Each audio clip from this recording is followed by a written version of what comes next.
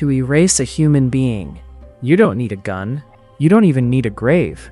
You just need a heavy lock, a thick floor, and enough money to make the world look the other way.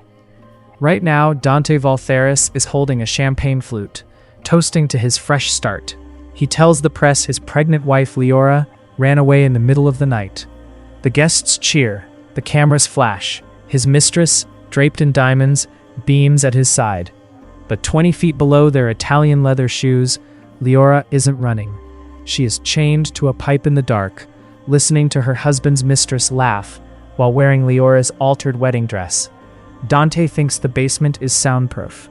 He thinks she is just an incubator now, but he forgot that he has an identical twin who knows the layout of this house better than he does, and tonight, the wrong brother just found the key. Before we begin, if these stories keep you company, if they give you something to feel while the world is quiet, go ahead and subscribe. And tell me something in the comments. Where are you watching from right now? Your country, your city, or just late night listener? I love knowing who's here with me. Chapter 1. The Slow Death of Love. Liora Valtheris knew the exact moment her husband stopped loving her. It wasn't dramatic. There was no fight, no screaming match, no revelation. It was quiet, insidious, like watching a flower wilt in slow motion. It started with the way Dante looked at her, or rather the way he stopped looking at her. His eyes would slide past her face like she was furniture, a painting he'd grown tired of, a decoration that no longer served its purpose. She told herself she was imagining it, that marriage had rough patches, that billionaires were busy, distracted, consumed by empires that needed constant feeding. But then he stopped coming to bed, stopped kissing her goodnight, stopped touching her at all unless there were cameras present, unless there were investors to impress, unless the world needed to see the perfect billionaire marriage. And then, Seraphine arrived. Seraphine Winters was everything Liora wasn't. Tall, blonde, polished to a diamond shine. She spoke 3 languages fluently, had graduated summa cum laude from Oxford, and came from the kind of old money that made even Dante's billions look nouveau riche. The kind of woman who belonged on Dante's arm at galas and charity events. The kind of woman who understood his world in ways Liora never could. Liora was a painter. She'd grown up solidly middle class in a small town where everyone knew everyone's business. Met Dante at a gallery showing where her work was being featured. He'd swept her off her feet with promises of forever, with declarations of love that felt like poetry, with a proposal under the stars that made her believe in fairy tales. She'd believed every single word. Stupid. So incredibly stupid. Seraphine moved into the guest wing 2 months ago. Dante said she was his executive assistant, that she needed to be close for early morning meetings and late-night strategy sessions. Liora knew better. She could smell Seraphine's perfume on Dante's shirts. Expensive, musky. Nothing like the light floral scent Liora wore. See the lipstick stains he didn't bother to hide anymore. Marks of possession left carelessly on his collar. Hear them laughing together in his office late at night, their voices low and intimate in ways that made Liora's chest ache. But she said nothing. Because what could she say? He was Dante Valtheris, billionaire, mogul, untouchable, the man who owned half the city and controlled the rest. And she was just Liora, the painter from nowhere who'd gotten lucky once and now couldn't seem to remember how to hold on to that luck. It happened on a Tuesday, one of those unremarkable days that changes everything without warning. Dante had been gone for 4 days straight. No calls, no texts, no explanations. His assistant had told Liora he was in Singapore for business, but Liora had seen the charges on their credit card statement. Monaco, not Singapore. Monaco, where Seraphine had mentioned wanting to visit the casinos. Liora sat alone in the massive bedroom that had stopped feeling like hers months ago, staring at her phone, willing it to ring. It didn't. She felt invisible, erased while still breathing, a ghost haunting her own life. That's when she heard the knock. Soft, hesitant. Nothing like the way Dante entered rooms, all confidence and ownership. Liora? She looked up, her vision blurred with tears she'd been holding back for hours. Cassian stood in the doorway, Dante's identical twin. Same face, same height, Same dark hair that curled slightly at the nape of his neck. But his eyes were different. Softer. Warmer. Like he actually saw the world instead of just calculating how to own it, how to control it, how to bend it to his will. "I'm sorry," he said quickly, his voice gentle in a way that made her chest tighten. "The housekeeper let me in. I came to drop off some documents for Dante, and I heard..." He stopped, his eyes scanning her face with genuine concern. "Are you okay?" "I'm fine." The lie tasted bitter on her tongue. "You're not fine."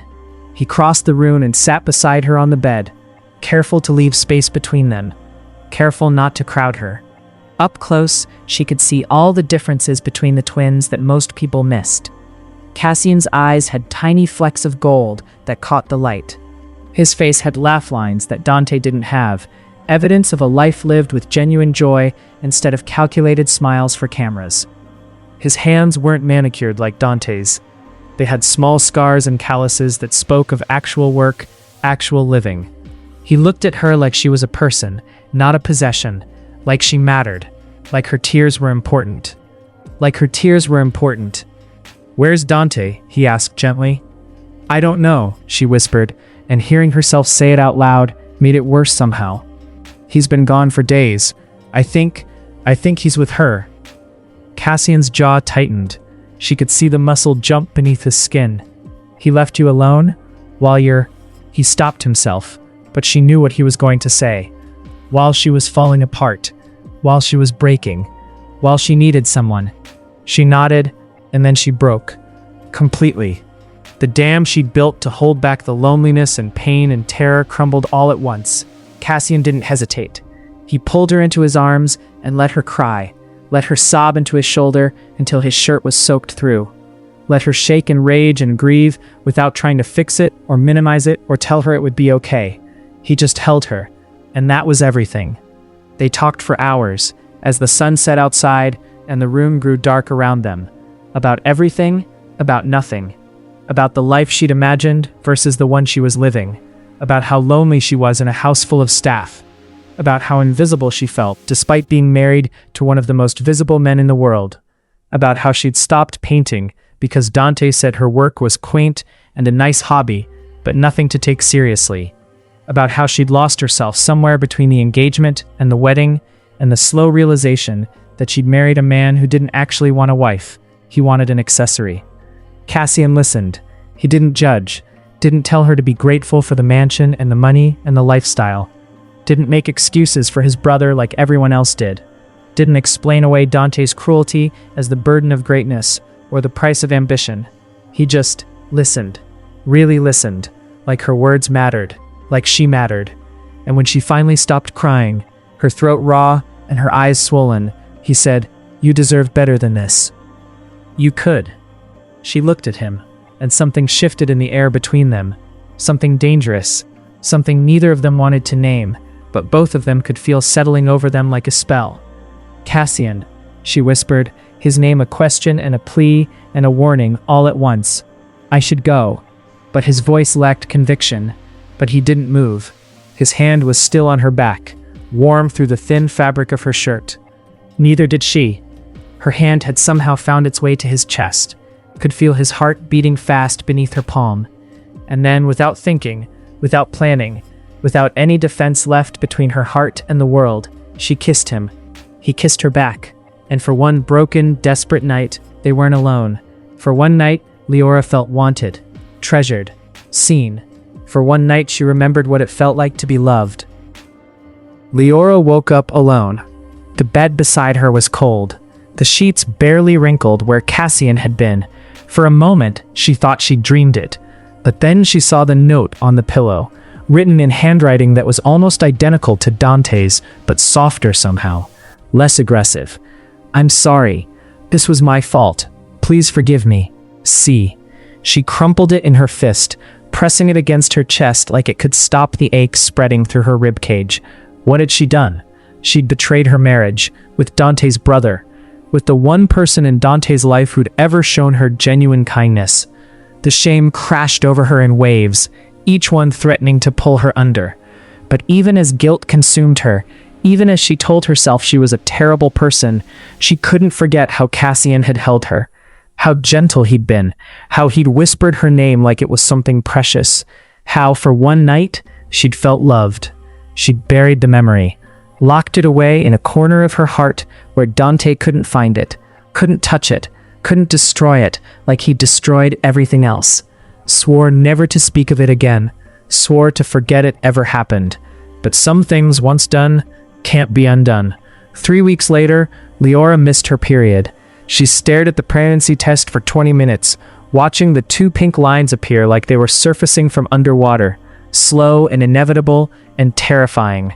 2 pink lines. A baby. She should have been terrified, should have known immediately that this would make everything infinitely worse, should have understood that a baby wouldn't fix a broken marriage, it would only trap her more firmly in the cage Dante had built around her life. But for one stupid, hopeful moment, she thought maybe this would fix them. Maybe a baby would remind Dante of what they used to be, back when he looked at her like she was the sun and he was willing to burn for her warmth. Maybe he'd look at her again, really look at her. Maybe he'd love her again. Maybe she could convince herself the baby was his and never think about that night with Cassian again. She told him that night. He was in his study, reviewing contracts with the single-minded focus he brought to everything except his marriage. Dante? Her voice was small, barely audible over the sound of pages turning. He didn't look up.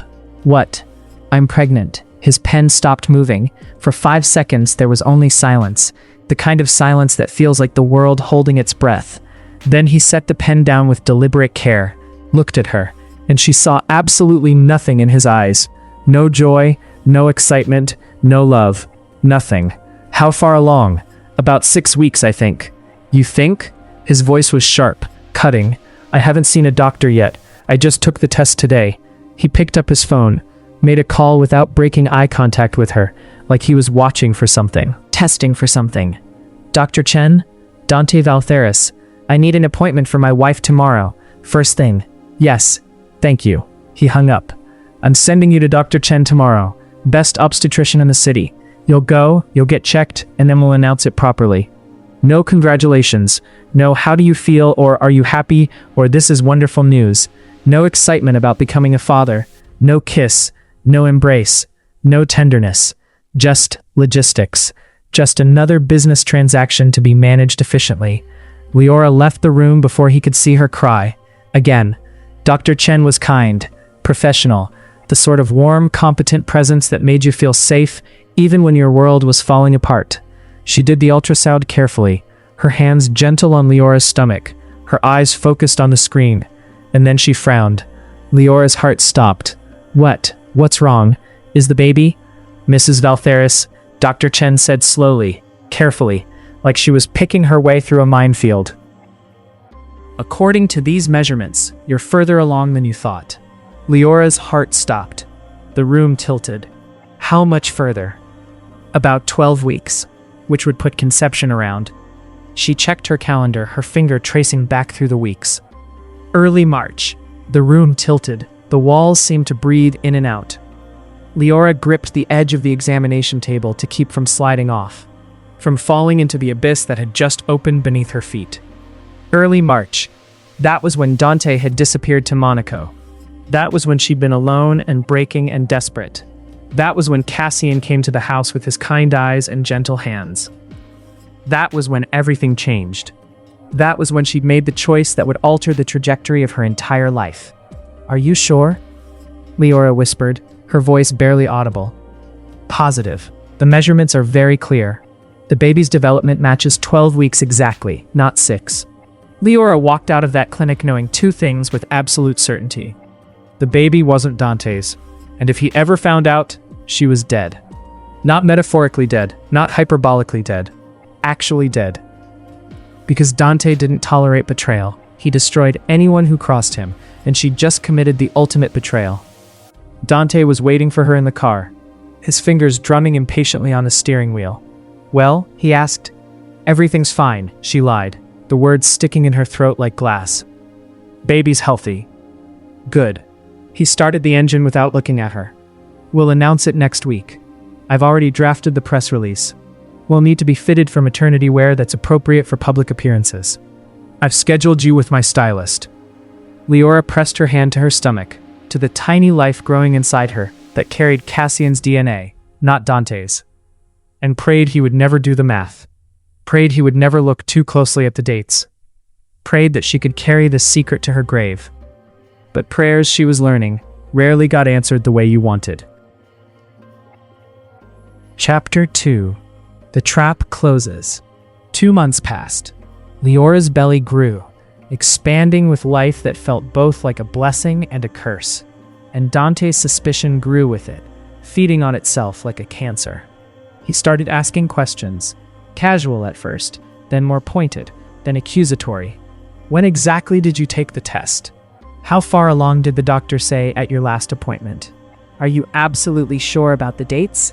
The baby seems large for how far along you claim to be.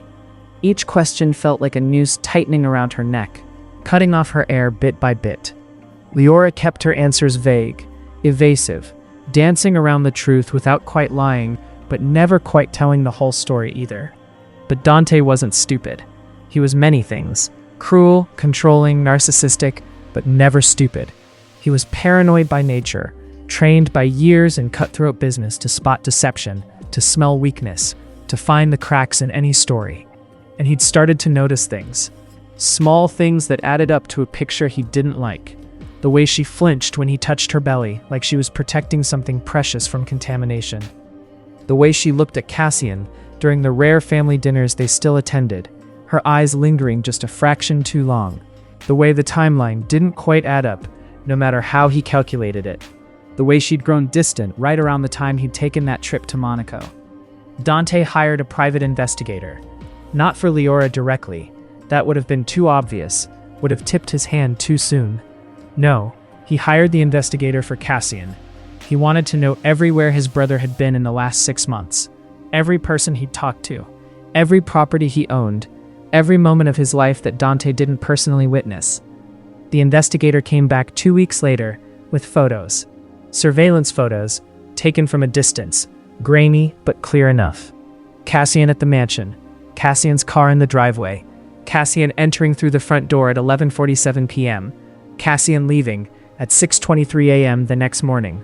The date stamp, March 8th, the exact night Dante had been in Monaco with Seraphine, celebrating a business deal with champagne and lies. The exact night Liora had called him 3 times and he'd ignored every call. Dante stared at the photo, at his brother's car parked where it shouldn't have been, at the timestamps that told a story he didn't want to believe but couldn't ignore. And something inside him snapped. Something that had been holding back the worst of his nature, cracked like a dam giving way. Dante came home early one night. Didn't call ahead. Didn't announce himself. Just walked into the mansion like a predator stalking prey. Found Liora in the library, reading a book about pregnancy and childbirth, her hand resting protectively on her swollen stomach. "We need to talk," he said. His voice calm, too calm, the kind of calm that preceded violence.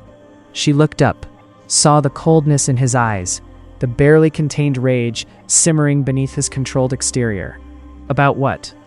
About Cassian. Her blood turned to ice. Every instinct in her body screamed danger. What about him? He was here, in March, when I was gone. It wasn't a question. It was an accusation. A trap. He dropped off some documents. Her voice was shaking. She couldn't control it. "Don't lie to me." Each word was precise, measured, deadly. Dante crossed the room in 3 strides, grabbed her wrist hard enough to bruise, yanking her to her feet with a violence that made her stumble. "Tell me the truth, Liora. Did you sleep with my brother?" "No." He slapped her, hard. The sound echoed through the library like a gunshot. She hit the floor, her hands instinctively going to her belly to protect the baby. Tasted blood where her lips split against her teeth. "I'll ask you one more time," he said quietly, standing over her like a giant over an insect.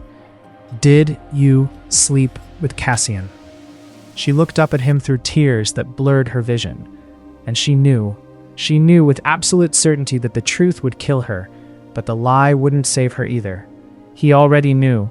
He'd already decided. This was just the formality before the execution. "Yes," she whispered, the word barely audible. The room went silent.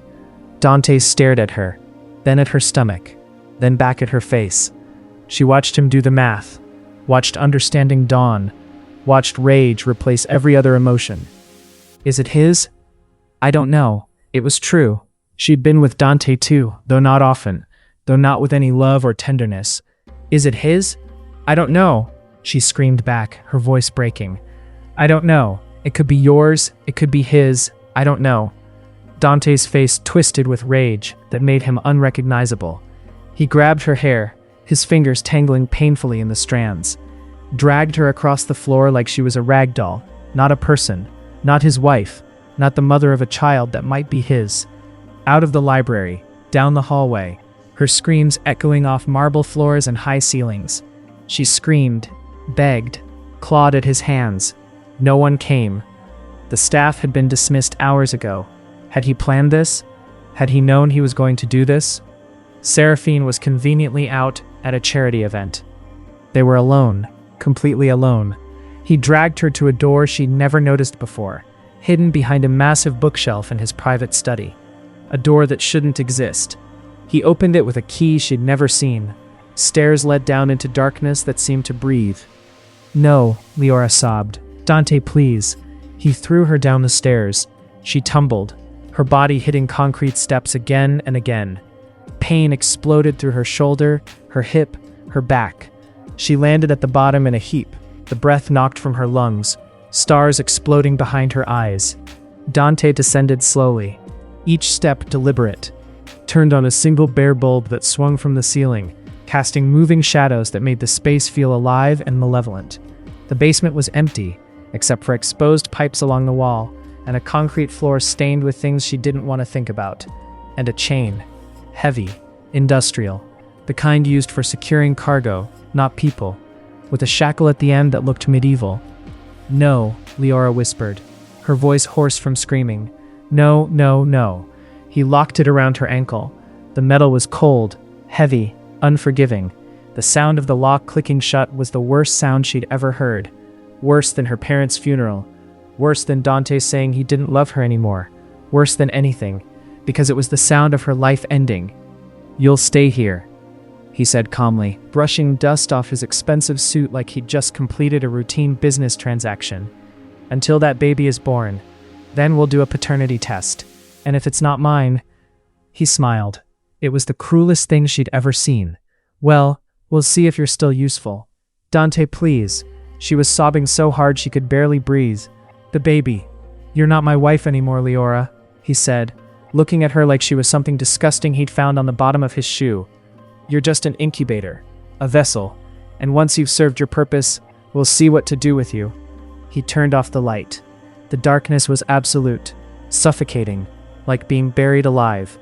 Walked up the stairs, each footstep echoing, slammed the door. The sound reverberated through the basement like thunder, and locked it from the outside. Liora sat in the dark, her hand on her belly, feeling the baby move, and understood that she was going to die in this basement, alone, forgotten, erased. Dante came down once a day, like clockwork, always at the same time. She learned to track time by his visits, by the sound of the door opening, by the light that seemed too bright after hours of darkness. He brought food, basic, minimal, bread, water, sometimes fruit, a bucket for waste that he emptied with obvious disgust. Sometimes a doctor, a quiet man who examined her without speaking, without meeting her eyes, without asking questions about why a pregnant woman was chained in a basement. Dr. Morris. She learned his name from the medical bag he carried, who checked the baby's heartbeat with practiced efficiency, who gave Dante reports in medical terminology that Liora didn't fully understand. The baby's healthy, the doctor said one day, his voice carefully neutral. And her? Malnourished, dehydrated, showing signs of acute stress. But alive. Good enough. Dante's voice was flat, emotionless. The doctor looked uncomfortable, his eyes flickering to Liora, then quickly away. Mr. Valtheris, this is highly irregular. You're being paid to keep her alive and the baby healthy, not to have opinions about my methods. Dante pulled out a check, handed it to the doctor. The amount must have been substantial because the doctor's objections died in his throat. The doctor left without another word, without helping her, without calling the police, without doing anything except taking Dante's money. And Liora understood with crushing clarity that this was her life now. Money bought silence. Money bought complicity. Money bought doctors who would ignore a woman chained in a basement. Money bought anything, even a woman's erasure, even her death, when Dante finally decided she wasn't useful anymore. 2 weeks into her imprisonment, Liora heard music. The sound filtered down through the ceiling, muffled but unmistakable. Laughter. Dozens of voices talking at once. Footsteps above her head. A party. She pressed her ear to the ceiling, ignoring the pain in her shoulders from the position, desperate for any connection to the world above. Heard Dante's voice, amplified by a microphone, smooth and charming and absolutely convincing in its sincerity. Thank you all for coming tonight. I know there have been rumors about my marriage, about my personal life, and I wanted to address them directly with the people who matter most to me. Liora's heart stopped. Her entire body went rigid. My wife Liora is no longer with us. Gasps from the crowd. Murmurs. Exactly the reaction he wanted. Liora pounded on the ceiling, screamed until her throat felt like it was tearing. I'm down here. I'm right here. Help me. Someone help me. No one heard. The soundproofing was perfect. Dante had bought of everything. She left. Dante continued above, his voice heavy with false sadness that made Liora's stomach turn. Suddenly, without explanation, in the middle of the night. I tried to convince her to stay, tried to work through our problems. But some people aren't meant for this life. Some people can't handle the pressure. The crowd murmured sympathetically. She could hear them believing his lies, could hear them feeling sorry for him. But life goes on. Dante's tone shifted to something brighter, more hopeful.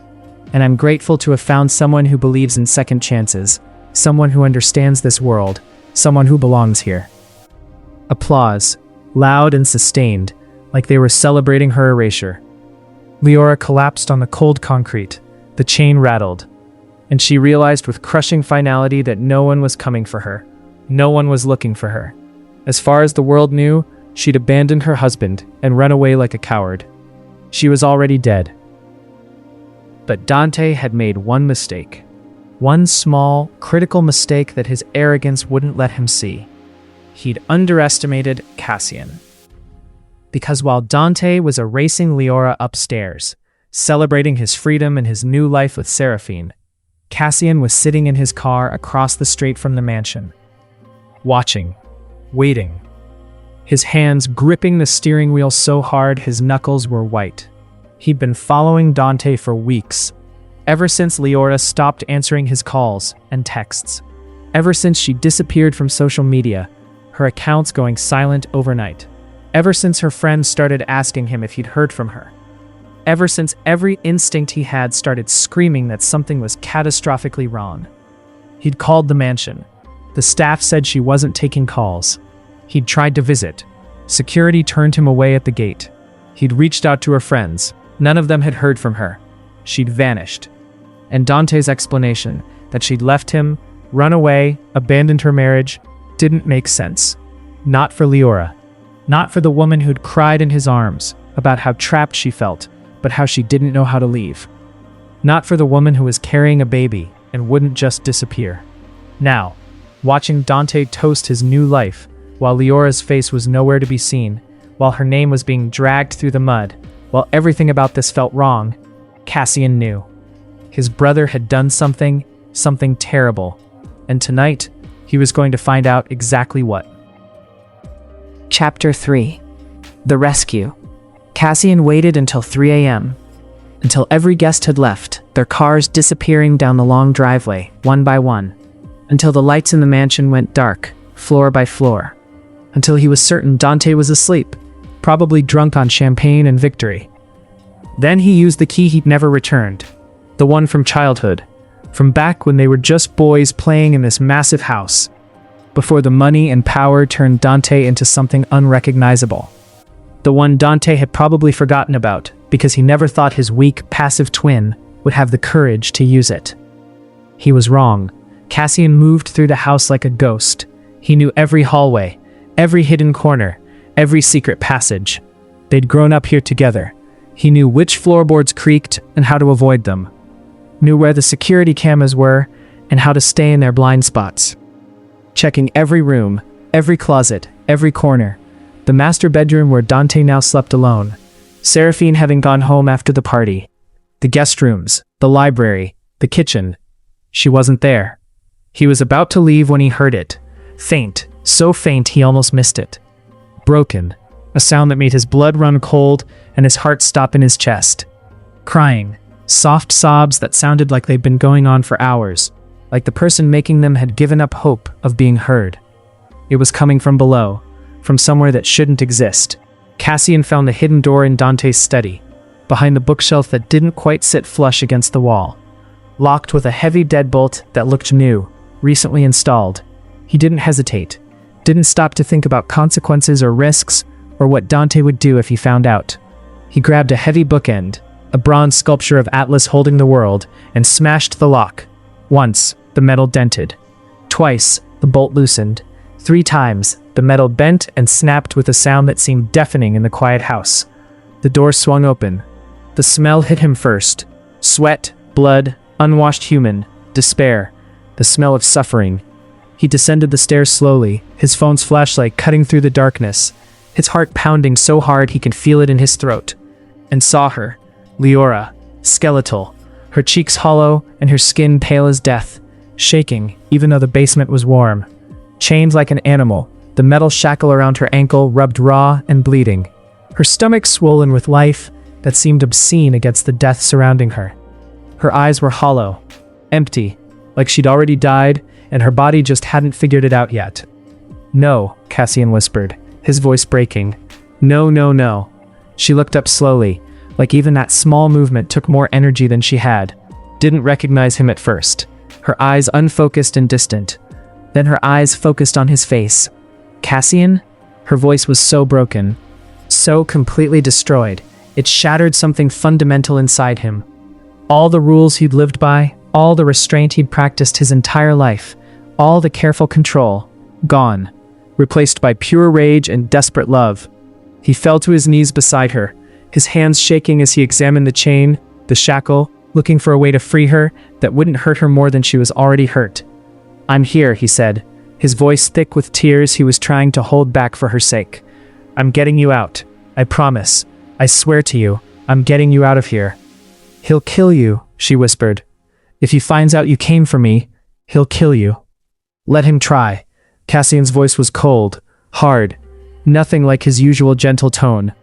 "Let him fucking try." Cassian grabbed the pipe the chain was attached to with both hands. It was old, corroded. Rust flaking off under his grip. He braced his feet against the wall, every muscle in his body tensing. Pulled with everything he had. With years of rage at his brother, with love for this woman, with desperation to save her and the baby. The pipe groaned. The sound echoed through the basement. He pulled harder, his muscles screaming in protest, his hands bleeding where the rough metal cut into his palms. The metal shrieked and snapped with a sound like a gunshot. Liora collapsed forward. Cassian caught her before she hit the concrete, his arms wrapping around her too thin body, feeling every bone through her skin. "I've got you," he whispered against her hair, breathing in the scent of her beneath the smell of captivity. "I've got you. You're safe now. I promise you're safe." She was so light, too light, like she was already half ghost, half gone from this world, like Dante had been slowly erasing her one day at a time. He lifted her into his arms, cradling her against his chest like she was made of glass. Carried her up the stairs, each step careful and measured, through the mansion that had been her prison, out the front door into the cool night air. She gasped at the feeling of wind on her face, like she'd forgotten what it felt like to be outside. Into his car, where he'd left the engine running, ready for a quick escape. By the time he started driving, Liora had passed out in the passenger seat, her head lolling against the window. And Cassian made 3 phone calls, each one brief and coded. First, to his lawyer, a man who specialized in cases that never made it to court, in making problems disappear legally and completely. Second, to a private doctor he trusted, a woman who'd helped victims of domestic violence before and knew how to keep her mouth shut. Third, to a friend who specialized in making people disappear from databases, in erasing digital footprints, in creating ghosts, because if Dante thought Liora had run away, Cassian was going to make sure that's exactly what it looked like. He wasn't just saving Liora, he was erasing her trail so completely that Dante could never find her again, so she could stay dead to him forever. Cassian didn't take her to his penthouse in the city. Too obvious. Dante knew about that property. Too easy to find. He took her to a property he owned through a shell corporation, a house in the suburbs, far from Dante's usual haunts. The kind of neighborhood where people minded their own business and didn't ask questions about the quiet man and his sick wife. Quiet, anonymous, safe. The doctor was waiting on the porch when they arrived, her medical bag already in hand. Dr. Sarah Reeves, a woman in her 50s with kind eyes and steady hands. She examined Liora carefully, gently, speaking in soft tones that wouldn't startle her. Ran tests, started an IV for fluids, cleaned and bandaged her wounds. When she finished, her face was grave. She pulled Cassian aside, away from where Liora lay sleeping fitfully. She's severely malnourished, dehydrated, in shock, multiple contusions, evidence of physical abuse. Dr. Reeves's voice was clinical, but her eyes were full of rage. The baby is measuring small, but the heartbeat is strong. It's a miracle they're both alive. Another week like that, and we'd be planning a funeral. Will she be okay? Cassian's voice broke on the question. With proper care, yes, but she needs rest, nutrition, safety, and therapy. Whatever she's been through. The doctor stopped, shook her head. She needs safety most of all. This can't happen again. It won't, Cassian said, and it was both a promise and a threat. The doctor left medication and instructions, warnings about what to watch for, numbers to call if there were complications. Cassian sat beside Liora's bed all night, watching her breathe, making sure she was real, that he hadn't imagined rescuing her, that she was truly here and safe. Every time she whimpered in her sleep, he took her hand. Every time she seemed to be slipping into a nightmare, he whispered that she was safe, and planned methodically and carefully exactly how he was going to destroy his brother. Dante woke up hungover at noon the next day, satisfied. The party had been perfect. Everyone had believed his story. Seraphine had been radiant at his side. His transition from the failure of his first marriage to a new future was complete. He got dressed slowly, taking his time, headed to the study, thinking he might check on Liora, might bring her some food, might remind her of her place. He opened the basement door and froze. The chain was broken, bent metal glinting in the light from above. The shackle lay open on the floor like an accusation. The room was empty except for the bucket and a blanket and the lingering smell of suffering. Liora was gone. Dante's vision went white with rage, pure incandescent fury that made his hands shake and his heart pound. Someone had taken her. Someone had dared to take what was his. Guards! His voice echoed through the empty mansion. Within an hour, Dante had mobilized his entire security team, every man he had on payroll, private investigators, connections in the police department, everyone, but Liora had vanished completely. No trail, no witnesses, no hospital admissions under her name or any variation of it, no credit card usage, no phone activity, no security camera footage showing her anywhere in the city, nothing. Like she'd never existed at all. Dante stood in the empty basement, his perfectly tailored suit feeling too tight, his hands clenched into fists. Someone had taken her. Someone had known exactly where she was, had known about the basement, had known how to get into his house. But who? Who would dare? He pulled out his phone with shaking hands, called his investigator. I need you to find someone. Who? My son. His voice was cold, certain, because who else could it be? Who else knew this house well enough? Who else had looked at Liora with eyes that lingered too long? Mr. Valtheris, I don't understand. Do it, now. I want to know everywhere he's been in the last 24 hours, everyone he's talked to, every property he owns, especially ones I don't know about. Everything. Yes, sir. Dante hung up and stared at the broken chain, at the evidence of his brother's betrayal. Checkmate, Cassian, he whispered to the empty room. You just declared war. While Dante was tearing the city apart looking for Liora, calling in favors and making threats. Cassian was sitting beside her bed in a quiet suburban house that didn't appear on any database connected to his name, watching her sleep. She'd been out for 18 hours straight, her body finally able to rest without fear. She stirred around sunset, opened her eyes slowly, panicked immediately, her hands going to her stomach, her body tensing like she was ready to fight or flee. "Where?" Her voice was hoarse, panicked. "You're safe," Cassian said gently, not moving from his chair, giving her space to orient herself. "You're with me, in a safe house. Dante doesn't know where you are. He can't find you." "How?" "I have friends, good friends who know how to make people disappear. As far as the world knows, you were never rescued.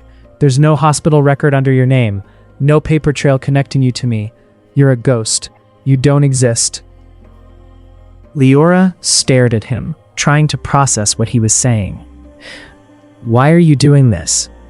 "Because I love you," he said simply, like it was the most obvious thing in the world.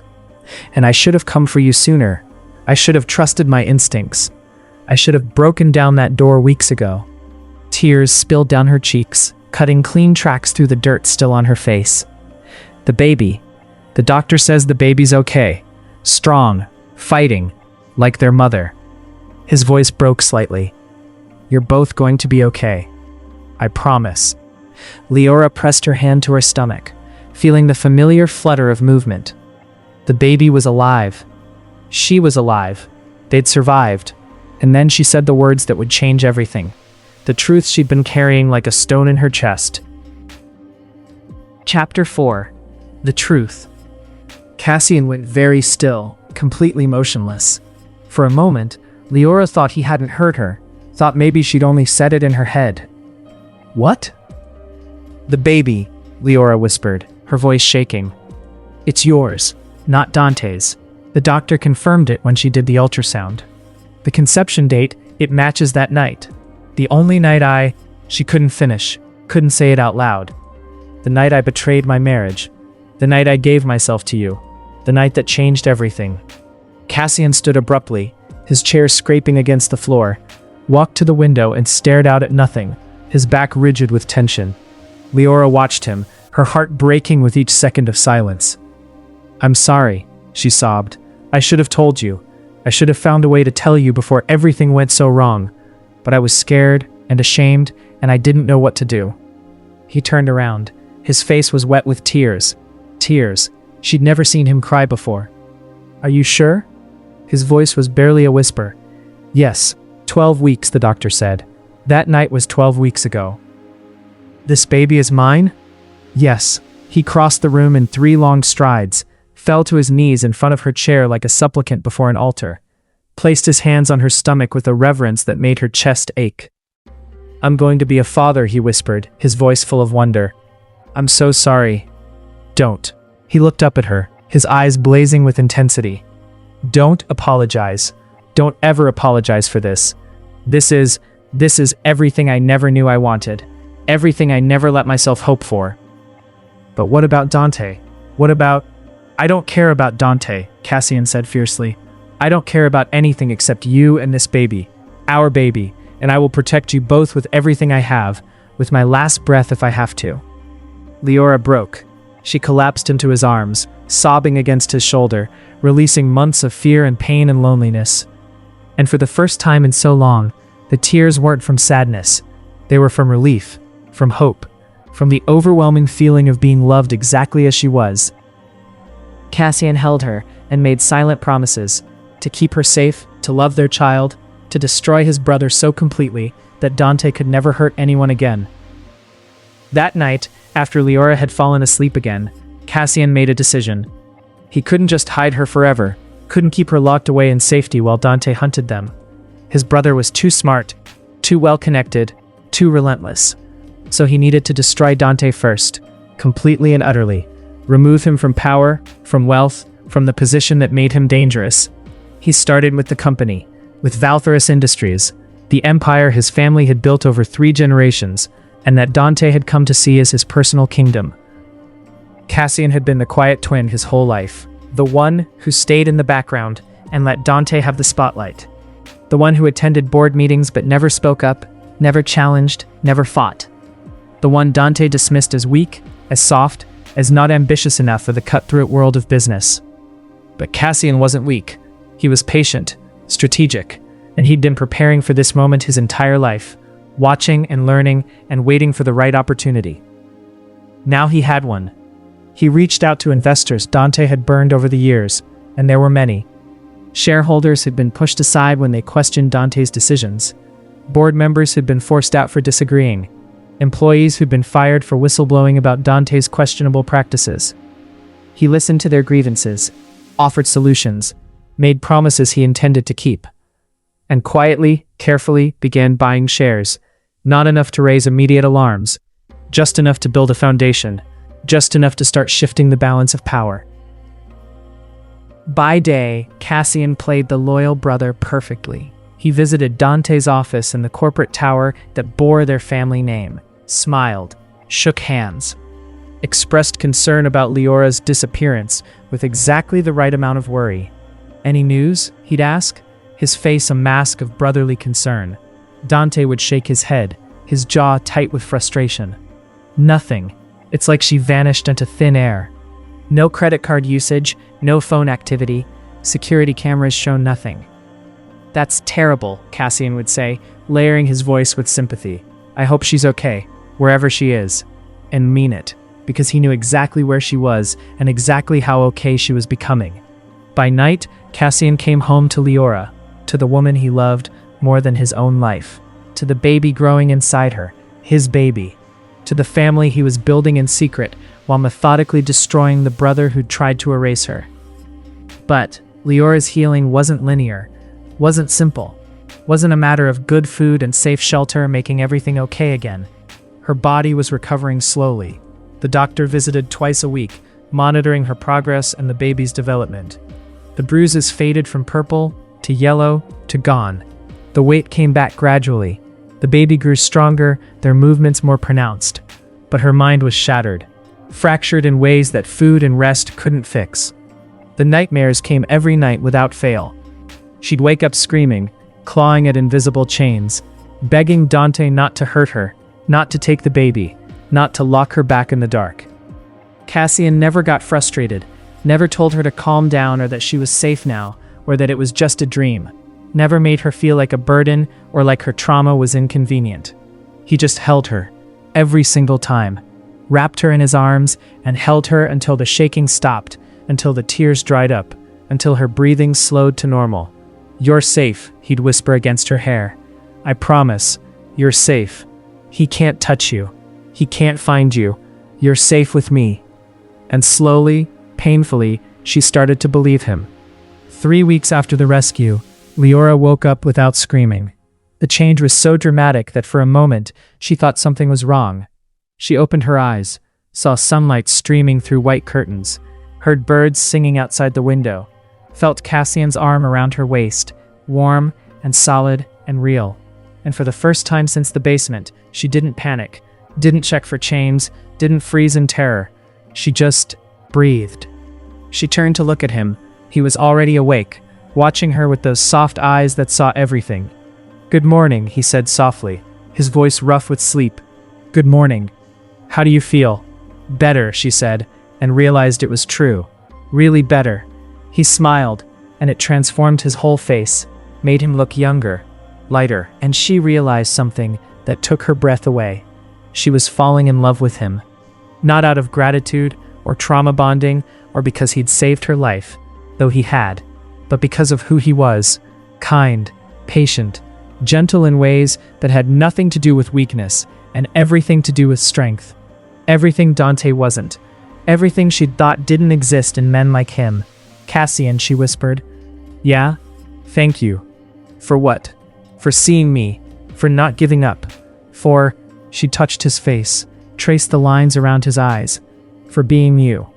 He kissed her, soft, gentle, full of promise and possibility and a future she was starting to believe in. And Liora knew with absolute certainty, this was what love was supposed to feel like.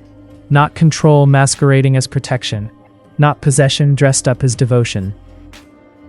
This, safety, choice, Freedom to be herself without fear. But while they were building something beautiful in secret, something worth fighting for, Dante was closing in. His investigator had finally found something concrete. A shell corporation registered in the Cayman Islands, owned by a holding company, owned by another company, 3 layers deep before the trail led back to Cassian. A property in the suburbs purchased 3 weeks ago through that shell corporation, right after Liora disappeared. The timing was too perfect to be coincidence. Dante stared at the address on the investigator's report, at the photo of a modest house in a quiet neighborhood, at the proof he'd been too blind to see earlier. His brother had betrayed him, had stolen his wife, was probably hiding her right now, playing house with her while Dante tore the city apart searching. He stood from his desk, his movements controlled despite the rage burning through his veins, made a call to his head of security. I need surveillance on this address, 24 hours. I want to know everyone who comes and goes, every delivery, every visitor, every breath they take. Yes, sir. Dante hung up and stared at Cassian's photo on his desk. Identical faces, opposite souls, and smiled. The kind of smile that had nothing to do with joy, and everything to do with victory. Checkmate, brother. You just showed me exactly where you're hiding. Chapter 5. The war begins. 4 months after Liora's rescue, 4 months of carefully building his case, of quietly acquiring shares, of playing the long game, Cassian walked into a board meeting. Dante was at the head of the table where he always sat, confident, arrogant, untouchable, or so he thought. The other board members were already seated, old men in expensive suits who'd watched the Valtheris twins grow up, who'd voted with Dante on everything for years because challenging him was too dangerous. Gentlemen, Cassian said smoothly, taking his seat at the far end of the table. I've been reviewing our quarterly projections, and I have some concerns I'd like to address. Dante's eyes flicked to him, dismissive, like Cassian was an annoying insect. Concerns about what? Cassian slid a folder across the polished table. It glided perfectly to stop in front of Dante. About leadership. The room went completely silent, the kind of silence that precedes earthquakes. Dante opened the folder slowly. His face went white as he read, then red with rage. Inside were documents detailing 3 failed acquisitions in the last 6 months, 2 pending lawsuits from partners Dante had screwed over, financial reports showing a 15% drop in stock value, evidence of Dante's increasingly erratic decision-making, all under Dante's watch, all carefully documented and verified. This is a temporary fluctuation, Dante said tightly, his knuckles white as he gripped the folder. The market is volatile. Everyone's experiencing. Is it? Cassian leaned back in his chair, the picture of calm, because the investors I've spoken to seem to think it's a pattern of poor judgment and reckless decisions. What investors? The words came out like a threat. Cassian smiled. The ones who just sold me their shares. Dante's jaw clenched hard enough that Cassian could see the muscle jump. How many shares? 38% of the company. The board members shifted uncomfortably in their chairs. Some looked shocked. Others looked calculating. All of them understood what this meant. Dante controlled 42%, which meant, "You're 4 points away from me," Dante said slowly, his voice deadly quiet. "For now," Cassian replied, his tone pleasant. "Of course, the board could vote to dilute your shares if they felt it was in the company's best interest. Given recent performance issues." The threat hung in the air between them like a blade. Dante stood abruptly, his chair scraping against the floor. "This meeting is over." On the contrary, one of the older board members said, Harrison Fletcher, who'd lost a fortune when one of Dante's deals went south. "I think we should discuss Mr. Cassian Valtheris' concerns. They're quite serious." Dante looked around the table, saw the faces of men who'd followed him blindly for years, questioning, saw his empire beginning to crumble. He left without another word, slamming the boardroom door hard enough that the sound echoed. But everyone in that room knew. The war had officially begun. That night, Dante reviewed the surveillance footage from the suburban house, frame by frame, obsessively. And there she was, Liora, in the window, pregnant, very pregnant now, her belly round and full, alive, healthy, glowing in ways she'd never glowed when she was his wife. With Cassian. Dante's vision went red as he watched Cassian come home from work, watched him kiss her, kiss his wife, watched him place his hand on her stomach like he had every right, like it was his baby, like she was his. The rage that filled him was so intense it felt like poison in his veins. He watched them through the window, framed like a perfect domestic scene, watched them laugh together, watched her smile at Cassian in ways she'd never smiled at him, watched his brother steal everything that should have been his. Dante stood abruptly, grabbing his keys from the desk. He was done watching, done waiting, done playing games. It was time to take back what was his. Dante kicked down the door at 2 a.m. The crash was deafening in the quiet neighborhood, probably woke half the street. Cassian was ready. He'd seen the surveillance van parked 3 houses down for weeks, had known Dante would eventually come, had been preparing for this moment. He met his brother in the foyer, placing himself between Dante and the stairs that led to where Liora was hiding upstairs. "Get out," Cassian said. His voice was calm, but his body was coiled, ready to fight. "Where is she?" Dante's eyes were wild, unfocused.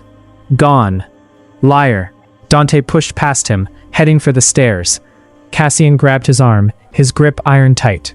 "I said, get out." Dante spun around and punched him, hard, right in the jaw. Cassian hit the floor, tasted blood, but he didn't stay down.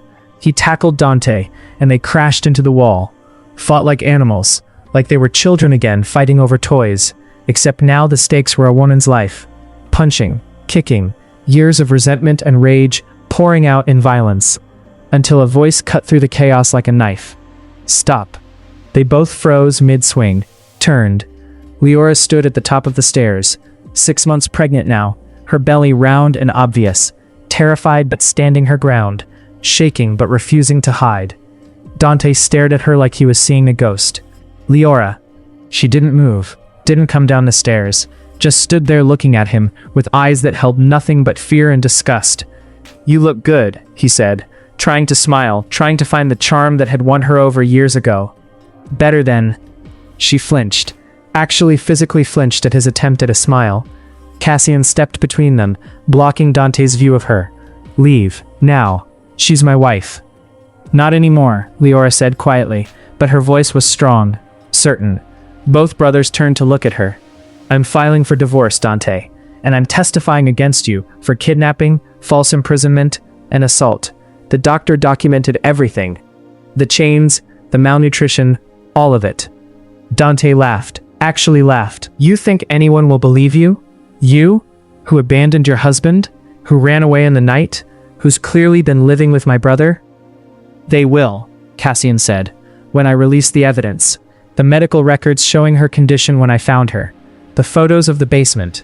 The chain with your fingerprints on it. The recording of you admitting what you did."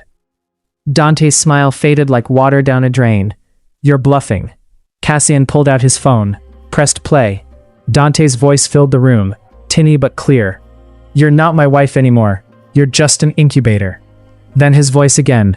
"You'll stay here until that baby is born." Dante's face went white. "Where did you?" "I went back to the basement after I rescued her. Installed cameras. I knew you'd go down there again, knew you wouldn't be able to resist. And you didn't disappoint. You went down there and talked to yourself about what you'd done, confessed everything to an empty room."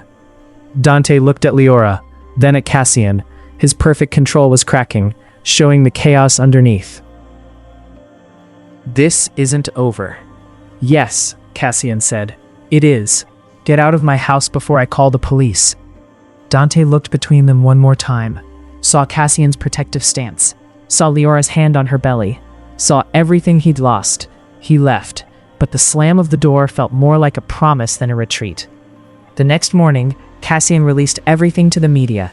The evidence, the recordings, the medical reports with Dr. Reeves's detailed documentation of Leora's condition. Photos of the basement that made it look like the torture chamber it was. The media exploded within hours. Billionaire imprisoned pregnant wife in basement. Valtheris CEO faces criminal charges. Company in free fall as scandal breaks. By noon, the board called an emergency meeting. By 3 p.m., Dante was suspended pending investigation. By 5 p.m., investors were pulling out, stock prices were plummeting, and Dante's carefully constructed empire was collapsing like a house of cards. But Dante wasn't done, not even close.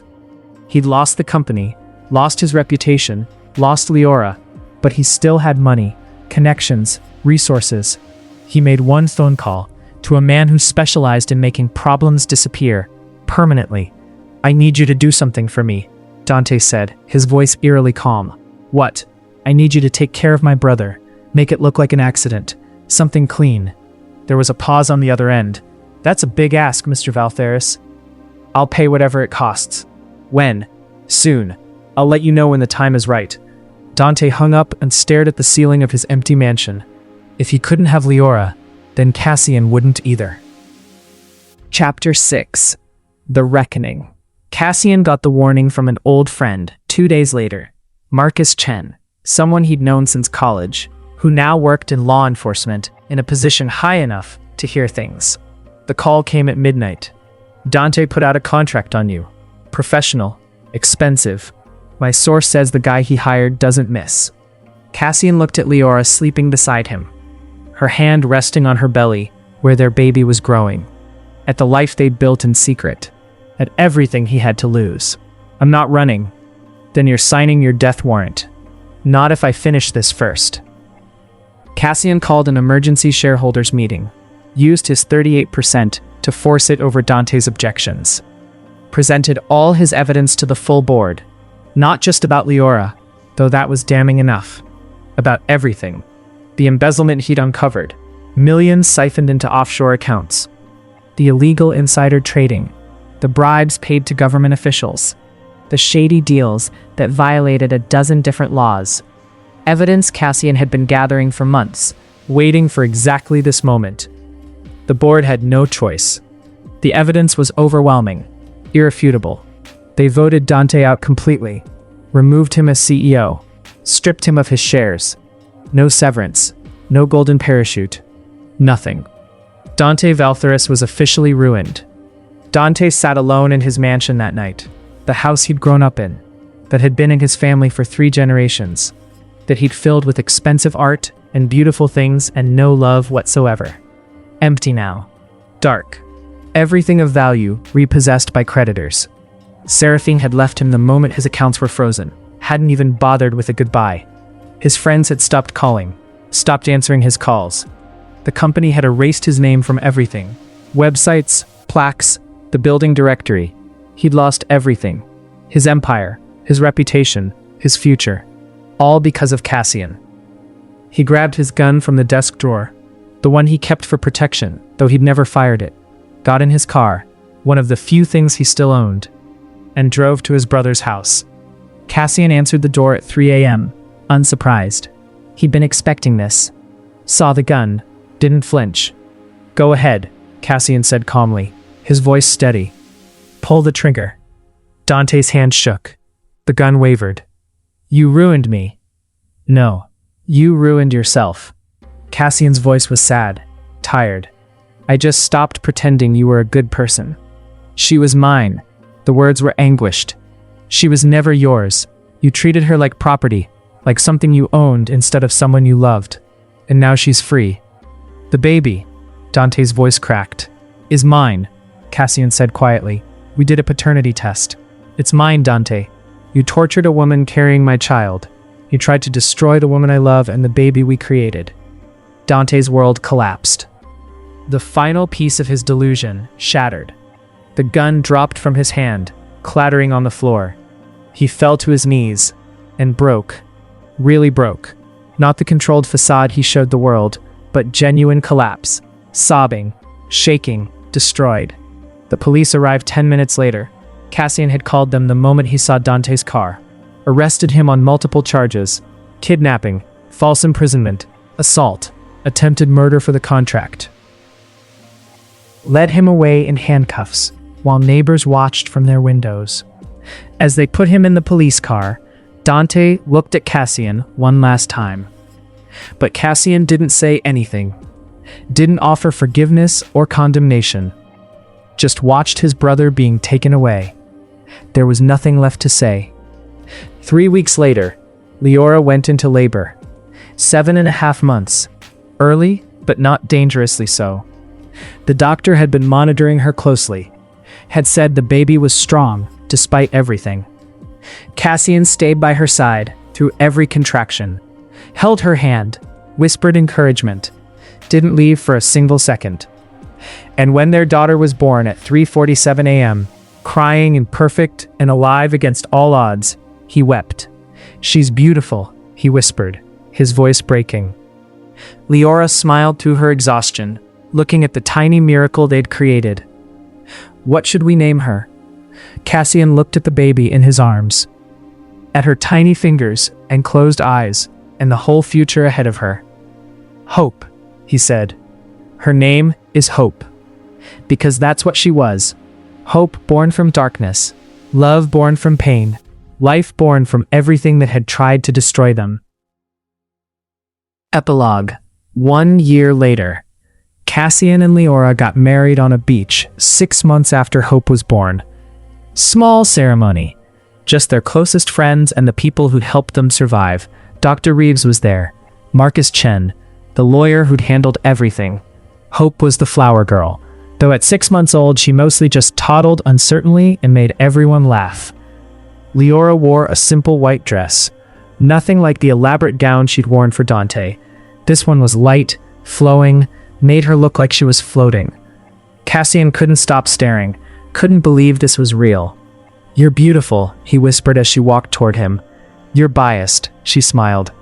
"I'm honest." They exchanged vows they'd written themselves. Promised forever. Promised to love each other through darkness and light. Promised to build something better than what they'd escaped.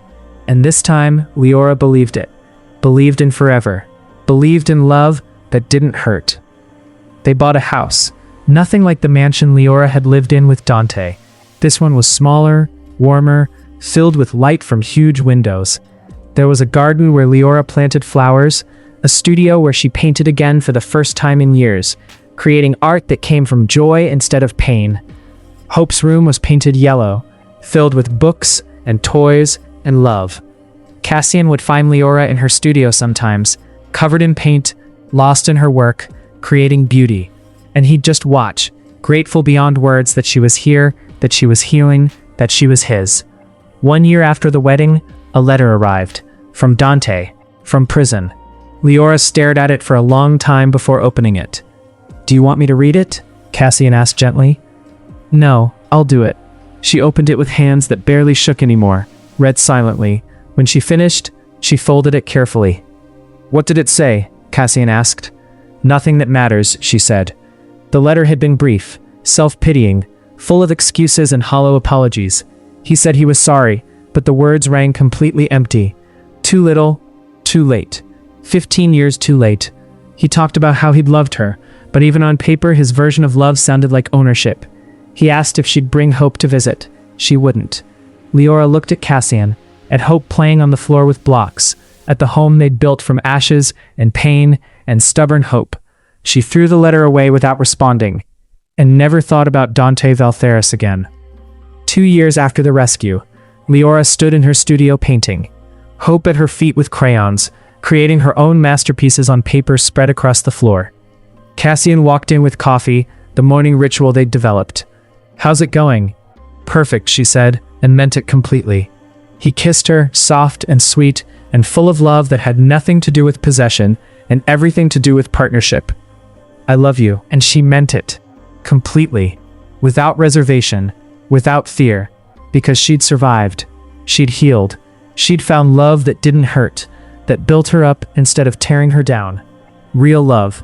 The kind that gave freedom instead of taking it. The kind that saw her as a person, not a possession. The kind that made her stronger instead of smaller. She looked at Cassian, at Hope, at the paintings covering her studio walls, bright colors and joy and life, at the home they built together, and she smiled, because she'd survived. Not just survived, thrived, and nothing could take that away from her, ever again. The end. If Liora's story made you feel something, anger, relief, heartbreak, hope, tell me in the comments. Did Cassian do enough? Or do you think some betrayals are unforgivable? And if you're still here, subscribe. This channel is for people who feel deeply, and you belong here.